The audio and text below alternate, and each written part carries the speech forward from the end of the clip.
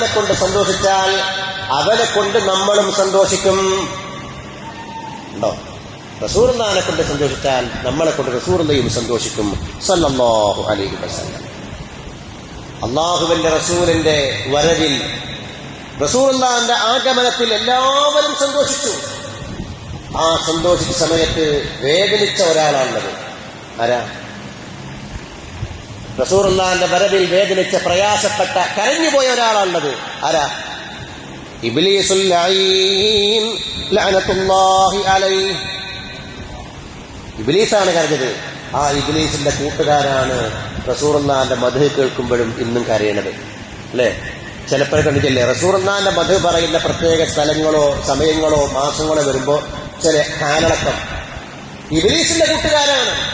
കാരണം ഇബ്ലീസ് കരഞ്ഞുപോയി. സയ്യിദുനാ റസൂലുള്ളാഹ് തങ്ങൾ ജനിച്ചപ്പോൾ ലോകം മുഴുവനും സന്തോഷിച്ചപ്പോൾ ഇബ്ലീസ് കരഞ്ഞു. 4 സമയത്താണ് ഇബ്ലീസ് കരഞ്ഞത്.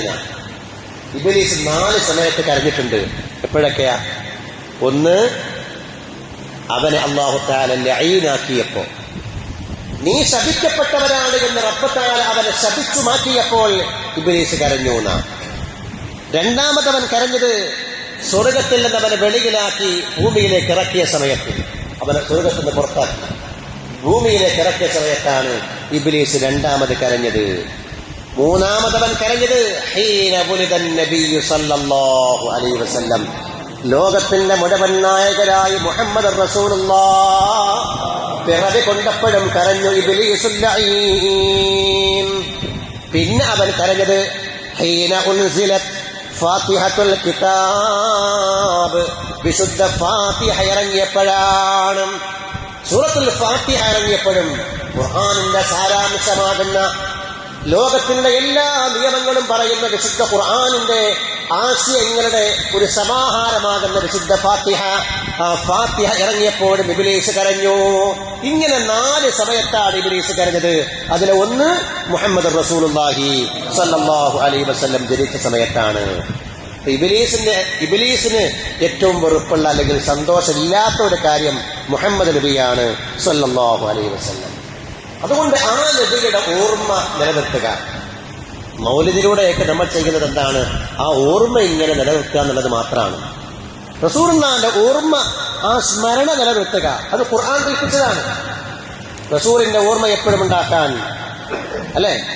മൗലിദ് ഓതിക്കഴിഞ്ഞാൽ, റസൂലുള്ളാഹിന്റെ മദ്ഹ് പറഞ്ഞു കഴിഞ്ഞാൽ ആ കൊല്ലം മുഴുവനും സുരക്ഷയാണ് എന്ന് കിതാബുകൾ ഓതിപ്പടിച്ച മഹാന്മാർ ഉലമാ രേഖപ്പെടുത്തിയിട്ട്, ഇബ്നുൽ ജൗസിയെ പോലെയുള്ള മഹാന്മാര് പറഞ്ഞു അന്നഹു അമാനുൻ ഫീ ദാലിക്കൽ ആം.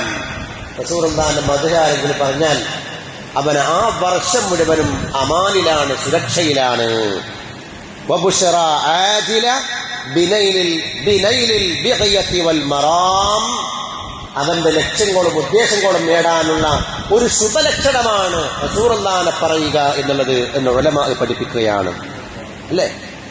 അതിനുവേണ്ടി റസൂലിനെ കുറിച്ച് പറയാൻ, റസൂലിന്റെ മദ്ഹിന് വേണ്ടി എന്തൊക്കെയുണ്ടോ അതൊക്കെ ചെലവഴിക്കാം. സ്വർണമുണ്ടെങ്കിൽ ആ സ്വർണം കൊണ്ട് എഴുതണമെന്നാണ് മഹാന്മാരെ പഠിപ്പിക്കുന്നത്. റസൂലുള്ളാഹിന്റെ മദ്ഹ് എഴുതേണ്ടത് സ്വർണം കൊണ്ടാണ്, വില കൂടിയത് കൊണ്ടാണ് എന്ന് പറയുന്ന ഉലമാ എത്ര മഹാന്മാർ! ഇമാം സുബൈക്കിയെ പോലെയുള്ള മഹാന്മാർ അത്തരം മജ്‌ലിസുകളെ വല്ലാതെ പ്രകീർത്തിച്ചു. ആ മജ്‌ലിസുകൾക്കുള്ള മഹത്വം വല്ലാതെ പറഞ്ഞു. അത് വലിയ സന്തോഷമുണ്ടാക്കുന്ന മജ്‌ലിസുകളാണ് എന്നവർ സൂചിപ്പിച്ചു. എന്നാൽ നബിതങ്ങളുടെ ജനനത്തിൽ സന്തോഷിച്ചയാളാണല്ലോ നബിതങ്ങളുടെ മുത്താപ്പയാകുന്ന അബൂലഹബ്. ഹദീസിലുള്ള സംഭവമല്ലേ? മഹാന്മാർ ഇബ്നു ഹജർ തങ്ങളെ പോലെയുള്ള മഹാന്മാർ ഹദീസിൽ നിന്ന് എടുത്തുകൊണ്ട് ആ കാര്യം വ്യക്തമായി പറഞ്ഞിട്ടുണ്ട്. അബൂലഹബ് റസൂലുള്ളാഹിയുടെ മുത്താപ്പയാണ്, ഉപ്പയുടെ സഹോദരനാണ്. അബൂലഹബ് സന്തോഷിച്ചു. കാരണം ആ കാലഘട്ടത്തിൽ പെൺകുഞ്ഞുങ്ങൾ പ്രസവിക്കപ്പെടുന്നത്, പെൺകുഞ്ഞുങ്ങൾ ഉണ്ടാവുന്നത് മോശമാണ്, അപമാനമാണ്. സഹോദരൻ അബ്ദുള്ള മരിച്ചിരിക്കുന്നു, ഭാര്യ ആമിന പ്രസവിക്കുകയാണ്. പെട്ടെന്ന് അടിമസ്ത്രീ വന്നിട്ട് സന്തോഷ വാർത്ത പറഞ്ഞു. സുവൈബ എന്ന് പറയുന്ന അടിമസ്ത്രീ വിവരമറിയിച്ചു, നിങ്ങളുടെ സഹോദരൻ അബ്ദുള്ളയുടെ ഭാര്യ ആമിന പ്രസവിച്ചിട്ടുണ്ട്, കുട്ടി ആൺകുട്ടിയാണ്. പെൺകുഞ്ഞുങ്ങൾ പ്രസവിക്കപ്പെടുന്നത് അപമാനമായി കണ്ട ആ കാലത്ത് ആൺകുഞ്ഞ് ജനിച്ചിരിക്കുന്നു, അല്ലാതെ റസൂലുള്ള ജനിച്ചു എന്നത് കൊണ്ടല്ല, ആൺകുട്ടി ഉണ്ടായിരിക്കുന്നു എന്ന് കേട്ടപ്പോൾ സന്തോഷിച്ചു അബൂലഹബ്. ഈ കാരണത്താൽ നബിതങ്ങൾ ജനിച്ച ഓരോ തിങ്കളാഴ്ച വരുമ്പോഴും ആ ദിനത്തിൽ അബൂലഹബിന് ശിക്ഷയിൽ ഇങ്ങനെ ഇളവ് കിട്ടുന്നുണ്ട് എന്ന് ഉലമാ രേഖപ്പെടുത്തിയിട്ടുണ്ട്. റളിയല്ലാഹു അൻഹും. ആലോചിക്കണം നമ്മൾ റസൂലുള്ളാഹിന്റെ ജനനത്തിൽ സന്തോഷിച്ചതിന്. വിശ്വാസിയല്ലല്ലോ, ഖുർആൻ പോലും ശപിച്ചു പറഞ്ഞിരിക്കുന്നയാളാണ്. തബ്ബത് യദാ അബീ ലഹബിൻ വതബ്, നാശമടഞ്ഞിരിക്കുന്നു എന്ന് ഖുർആൻ പറഞ്ഞിരിക്കുന്ന അവനും അവന്റെ കെട്ടിയോളും നരകത്തിന്റെ ഇന്ധനമാണ് എന്ന് ഖുർആൻ പറഞ്ഞിരിക്കുന്ന അബൂലഹബ് ശിക്ഷയിൽ ഇളവ് കിട്ടിക്കൊണ്ടിരിക്കുന്നു. കാരണം എന്താ? നബിയുടെ ജനനത്തിൽ സന്തോഷിച്ചു. നബിയായതുകൊണ്ടല്ല, തന്റെ സഹോദരൻ അബ്ദുള്ളയുടെ ഭാര്യ പ്രസവിച്ചത് ആൺകുട്ടിയായിപ്പോയല്ലോ, അപ്പൊ റസൂലാണ് എന്ന് നിനക്ക് സന്തോഷിച്ചാൽ അതിന്റെ പുണ്യം എത്രയായിരിക്കും. അള്ളാഹു നമുക്ക് തൗഫീക്ക് നൽകുമാറാവട്ടെ.